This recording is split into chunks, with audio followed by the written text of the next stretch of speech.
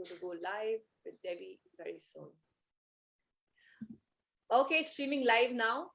Good morning, everybody from India, and we have Debbie with us. I know it's nighttime somewhere, and Debbie, I think, is joining us for her evening. And I'm just 1 second. I'm just checking if my Facebook doesn't echo my thing. You know, my technical ability is so amazing. So hi, good morning, everyone. Thank you for joining in, and thank you so much for all the support that I'm getting for this movement. I cannot even express what's happening. I'm totally getting submerged in so much energy coming in for this movement, and so much support in terms of bucking me up to say these 100 will happen, these 100 moms will be found, this book will happen, and their 100 dreams, which is my ultimate dream, that whatever 100 dreams they put in that book will come true. The world will connect to them through this book, and these mothers will never feel that they're at any loss because of any reason. And also this book is going to become a friend to that mom who's today lost, feeling that she cannot do it, because these 100 shades of moms are going to tell them that if we can do it, you can do. So that's the whole gist of this book. You can see I'm totally excited in spite of my sleepless nights, and all over the world I'm taking meetings. And we have Debbie today. She's really dear to me, and she's been supporting me through and through with all her energy. And I see her showing up for so many people in her energy, with so many people, encouraging them for their dreams, and, bucking them up that you can do it, and showing up in so many ways. And I'm part of her group. And here Debbie is. Debbie, welcome. Thank you so much for joining this movement. And even before this started, we were talking about it, and you were bucking me up that it's possible, it's going to happen. So Debbie, please introduce yourself to the audience here. Yeah, well, first of all, thank you so much. I am so honored to be part of this. I would be super thrilled to be behind the scenes, just lifting you up to do this. So when you asked me to be a part of it, I beyond honored. So my name is Debbie Prediger. I live in Alberta, Canada, and I am an empowerment coach. At one time along my life, I was a nurse, and through that, I learned a lot about how the body works. But of course, I was part of the medicine world. Through things that happened in my life, I became very interested in holistic healing and energy healing. And through that, found mindset and all of that stuff. And so now I am an empowerment coach. And really what I do is I am able to tap into your energy. I call it your heart and soul's wishes. I can hear them sometimes before you even can. And if I'm not just hearing them, your body is always giving you messages on what is working for you and what isn't working for you. And then I help you tap into that wisdom that your body is bringing forward. And through that, I just believe that we're unstoppable and we can do anything, because we just know the answers are lying within us, then anything is possible. Absolutely.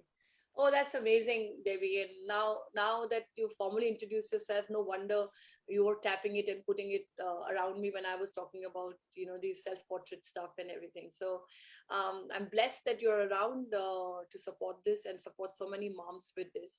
And, I also want people to know that she's a photographer, and she's been photographing families. And when I connected to her, she said, just the way I photograph families, their moments, bringing the light. She was very interested in not any posing or any kind of a pose. She was always interested in getting the memories out, the life out in the pictures. And then she went on to tell me her journey about how she, like me, was being just behind the camera all the time. So let's talk about that, Debbie. Let's talk about what happened. Like, you're a photographer, I'm a photographer. Why are we trying to be behind the cameras in spite of knowing everything about psychology of being in front of the camera? Yeah, well, for one thing, I think that as moms, other people tend to come first in our eyes. We'll always. So for me, when I became a photographer, it was all about telling the story of the family. But I still was hiding behind the camera because I was busy. I could tell other people's stories. My family didn't really like their pictures taken, so I had an out. I had an easy out. Well, it's their fault. They don't really want photos, so therefore I don't need to be in a photo. it secretly was always a wish that another photographer would come in and take these amazing lifestyle images of our family having fun. In fact, it wasn't even so secret because I got quite boisterous in saying the only thing I want for Christmas is just a photo shoot with somebody that thinks the same way and photographs the same way I do. I don't want cheesy photos. I don't want pose photos, but I want lifestyle memories to hang on my wall. When I become a grandmother, that changed everything. I honestly, I will get in front of a camera to make sure that my grandkids know that I was part of their life and part of their fun. Right. And it's changed a lot of how I think. Wow. It happens, even in India, it's a saying that your children are your earnings, but your grandchildren are your interest. And your interest is so much closer to your heart than the earnings that you've done. So when the grandchildren come, you're hanging on to them because you suddenly know that this is what is the gist of what you've done, and this is the gain of that. And then you start spending time with them. And like when you came in and you saw you were part of the group that I created for these moms. What I felt was that these moms, not everyone, and I'm very glad that with more and more moms I'm finding now, some of them are actually saying we never felt like that. And I think we're not part of your group because we never felt like that. I said you're definitely part of that group, even more because you need to come out and say why and how come, because majority are like, how come you never felt like that? How come you never felt that self image doubt that you had? Or how come you were always showing up for the images? Because majority that I am meeting and I'm talking, and even more mothers, they always wanted to stay back, and since this COVID time, even more, because the cameras and the online has become so much that they always want to be behind. And that's why such moms are also coming in. And even if they are few in numbers, we have all kinds of moms joining the movement, Debbie. But what is this that you think it makes, because you're coming from a space of being a healer, from a space of energy, why is it okay for us moms to be, the minute we become moms, to start feeling like that and go downhill, rather than something like having children empowering us and going uphill? And is it the lack of support? Is it the lack that the body changes, the energy changes so much that it's so strong that we sometimes can't uplift ourselves up? Or is it the society that makes us feel like that? What, in your opinion, makes this mom go down, and then till her last breath, a lot of moms just are there. They've never come back. Right. So I believe it's a mixture of all things. So we learn by things that we've experienced or seen or heard. So part of that is how your mother acted, or how people your age as mothers, how do they change? So you're seeing that and you're mimicking it. The other thing is that we often get tied into an identity. So when we're dating somebody and we have all sorts of time to get ready and dolled up and we look pretty all the time and we buy extra clothes for ourselves and we pamper ourselves, we are a certain identity. And then we become this mom has zero time to take care of herself. It's a real effort to put yourself before your child. I'm pretty sure that most people here have had their child knocking at the bathroom door while you were trying to get ready or have a bath or even go to the washroom. So, somebody else's needs always come before ours. So when it comes time to take portraits, we often don't feel like we're up to the standard we used to be. And that takes a little bit of time to adjust that you're a different person now, and to embrace that as this new you. And you can still be a fantastic, beautiful, sexy mom, right, or grandmother, but you have to believe it in your heart first. Yes. And I think that with COVID, we've seen a whole bunch of people go through identity crisis. They were a certain CEO, or they had a job at a bank, or they were a teacher, and all of a sudden they were, who am I now that life has changed for me?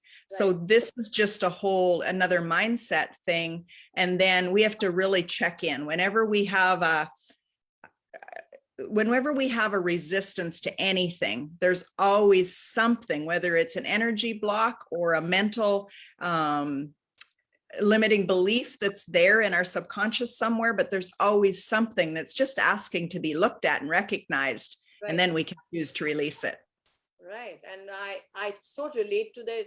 When you're, sitting in India, you're here and you're raising a child here. And then I felt, maybe it's India that I feel that mothers are like doing this, and maybe people abroad are more organized, because, you always see, oh, wow, 4 kids, 5 kids walking amazingly. And I think they're all in control. What are they doing right that we are not doing? And this is a chatter that very often happens amongst friends. And then when I was wanting to launch my course, which is going to get launched after this project is over, about the self-portrait and teaching moms to take self-portrait and discovering themselves, I started doing the market research, and I found mothers talking like me everywhere in the world. I was like, every mother, the bathroom knocking you think, and it's very strange that I'm going to say this now on an international platform, and my Indian friends might just like think it's crazy that I'm saying it. But this bathroom knocking, a lot of times, people think that it's our children who are totally crazy in India. Sometimes they're just like knocking the bathroom, that you don't know that they need to respect their mom and give them that 5 minutes in their bathroom. And then you are sitting from Canada telling me that everybody would have felt that bathroom knocking. And then you also read these baby books where the mother is like, I have a book which reminds me of a book I used to read to my son, where this elephant has these 5 baby elephants, and she's really trying to take 5 minutes off. And every time she picks up the cup, like somebody comes in either with the flute or the drawing or something that's happened. And then finally she's in the bathroom, and all of them jump in the tub with her, and she just can't take that 5 minutes off. And it's across. And that's why the reason was that I wanted to take this on, was that we all are together feeling like that across the world when we are raising children or grandchildren, because they become so much more important, as you said. And I'm not saying that we need to leave them or something, but the view of ourselves just like becomes a blur. And then that blur is reminded every time we see pictures and we see the camera being picked up, and it's like a blur, because I don't even know, we think we look bad, ugly, not nice. We just don't know. We just don't want to see that woman that we see. If it's a blur, it's a blur. And that blur is bothering so many women. And that's why this project like had to come up, because it's not an epidemic, it's a pandemic. Like, it's across the world happening to all moms. And I'm so happy that you started taking these. How was the experience of stepping in yourself, Debbie, into the self-portrait? And after you joined the group and you said you will take self-portraits every day of your life now, and how was that as an experience? Yeah, it's definitely a challenge. Number one, you have to think differently when you're taking photos of yourself versus photos of others. I can pick up the camera and naturally see the best in anyone. Right. But when I'm running, because you taught us to take it with your cell phone with the other lens. So when you're running and looking and seeing where that is, and you don't really have that like, okay, here it is, click. It's more of a setup, which, like I already told you, I don't like post photos. So there's a challenge there, but that's okay. I love challenges. So I know that I'll master it. I definitely don't feel like I've mastered it yet. You will. And I think the challenge is also like, there is, yes, the technical challenge, but there's also a challenge of being with self. I see that also in self-portrait when I'm trying to talk to mothers. It's the whole challenge of being with self. What do I do about myself? What do I like about myself that I should shoot about myself? That, that's the first question that comes when you're trying to do self-portraits. And I always say that the world made selfie a very easy thing, and you just turn the camera, you just find that one angle, because as technically that the lens in front of the selfie camera skews the thing. It makes your face looks thinner in certain ways. And then you just take that one smile and that one angle, and then all pictures are like that. Only your hair, your dress, and your background is changing. I wanted to break away from that, because I wanted them to know that self-discovery is also a work. Like, I'm trying to figure that out, that if I'm telling you to do a self-portrait, I'm not telling you to see your faces here. I'm talking about the journey that you're going to take. Technical part is probably 20-25% that can be learned how to do it very well. And the more you do it, everybody knows technical comes, the more you do it, the more you practice. But actually 75% is mixed up of, what do I shoot about myself? Am I going to really dance with the cloth right now here all alone? Nobody's watching me. Isn't it silly? Like, Like if I tell right now to my mothers, just take a cloth and start dancing, and it's only you in the room, and I want you to take a swirling picture of the thing dancing and being happy, and taking a picture of that, and then looking at yourself. There's so much chatter that happens that it's unbelievable that photographs can do that to us. Mhm. And that's why I feel that this needs to be done, and it's going to be an interesting journey. Maybe someday, like mothers just make self-portrait as part of their lives and gift it to their children. This is how I Mhm. felt, and this is how it was. And she takes family pictures and her life and makes a story. Don't know where this movement is going. Debbie, what's your biggest dream? Like you have, I know you have dreams for people. You have dreams for your tribe. You have dreams for people around. What's your dream, Debbie? Really, what do you want to bring to this world more than you've already brought? Mm. Well, I think that my dream is just so tied into what I can do for others and what I can do for the world. My dream is just to connect all those warriors that are really trying to do amazing things in the world.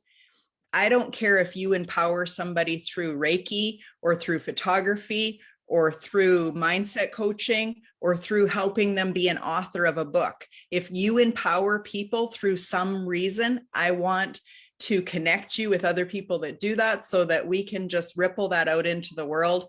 My big dream is that we can raise so much money that we have abundance of money to hand to countries or towns, cities, places that need that money. And we can go do amazing things by just stepping up and being, you know, if you love what you do, it's not work. You just said that you're so energized and so into this project. That's how I've felt for the last several years that I've been doing this. And I meet new people and I see, they tell me their dreams and I'm like, yes, yes, yes, let's do it.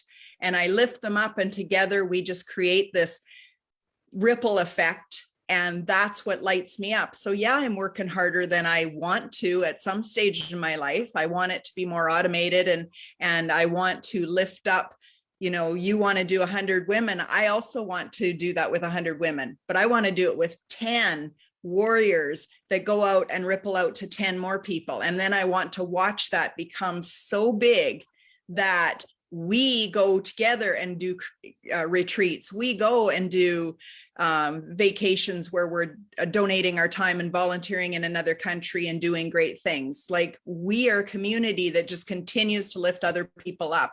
And there's always somebody in our community that knows how to do that specific skill set. And that's why your movement spoke to me so much, because this is what I do is I help people recognize their dreams, that who am I really at a soul level? Right. And you're doing that through photography and I'm doing that through, you know, different clarity messages and stuff like that. And it's interesting that as a photographer, I never thought about doing it with the way you are. It's so interesting to me. I just think it all comes together because, you know, when I see these 100 moms with so many 100 shades, I think each mom is first going to uplift each other in different ways, because they're going to be lawyers, they're going to be doctors, they're going to be healers, they're going to be coaches, they're going to be just a mom who's going for a daily wages. I'm going to look for a mom who's inspiring and making impact, even if she has on a daily wages. I'm trying to get some stars in as well. So they're going to be a variety of all moms. But in the end, they're all going to be moms who are going to be first uplifting themselves. And when they appear in this book, they're going to be shining. And they're going to, the ripple effect that you're going to talk about is already going to happen. And you know what I'm doing, Debbie, is that this is going to be a very open directory. These moms, their informations are going to be there. Everybody, like the ripple effect that you're talking will happen, because whichever mom you associate with, whichever shade of that particular time you are in, because this is, you're not one shade of a mom anyway. You take such a journey. I think you've taken it a journey. Even if you become a grandmom, there's a journey of from a working person to non-working to sitting to, you know, standing to healing to, you know, rejuvenating yourself. There'll be so many shades, and these all moms are at different, you know, point in their life. But when they come together, all the moms should feel that this book and this community and these 100 moms are there to uplift them. So the ripple effect will happen from there on, because they're going to be accessible. I am trying whatever best I can to put them all on a platform where they can interact and people can reach out to them, and keep doing their workshops on that platform, like you're a healer, and just bring all this out so that these moms together become a place for a lot of moms to go, like a place that they can feel that they will be uplifted. So that's the Mm, ultimate vision. But I am right now one, and I was just mentioning I need 10 more hands suddenly since this movement has started. And I am sure I'm going to find all of them in you, in helping me and extending whatever help I need. But I'm yeah, so thankful to you, Debbie. And how can people reach you? What is your program called? I am going to put your link on top of this interview after this thing, copy paste and do it. But sure. what is So your agenda called? What is it called, and where can they reach you? perfect. So it's called Empowering You Community, Right. where inside that community is a free community where you come in and you learn from other people. You learn from me, we do free sessions, and then we do paid. Right. So everybody is welcome there. Like I said, if you need empowerment, if you need encouragement, you are welcome there. If you are that person that has a gift or a skill to encourage or empower others, you're welcome there. Then it's just a level of how I work with you and how we go through programs to make sure that you're really aligned in your heart and your soul. Everybody has a calling on their life.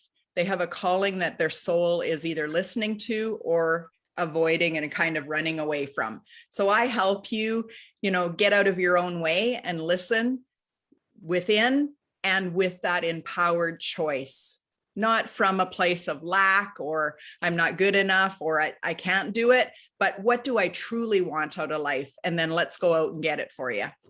Perfect.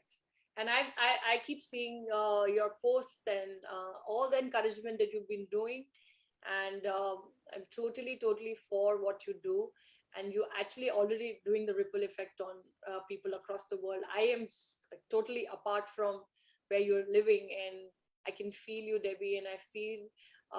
And what I like about you is nothing stops you. I like about the fact that you're still enthusiastic. Like you can actually jump when I'm talking about an idea, or some girl who's like sitting in India and talking about it, this is what I want to do, and you can actually jump on it and make them feel, oh wow, this is like the world record breaking idea that you've had, and make uplift them. That's a great gift, Debbie, and I think more people like you are needed to uplift people around during this COVID time especially. So thank you for being you, and I am officially announcing you as my 11th champion, which is your lucky number, you said. And you're going to be my 11th champion. So we have, if my math is correct, 89 more to go. We have another one announced in the evening, and we will be meeting more often, and a lot of things happening within the 100 champion group that I'm creating. And I'm waiting for your self portrait and your story, and I'm waiting to put it out in the world for the world to hear. So I'm going to stop the live. Thank you for being here, and then I just stay on, and I'm going to catch up with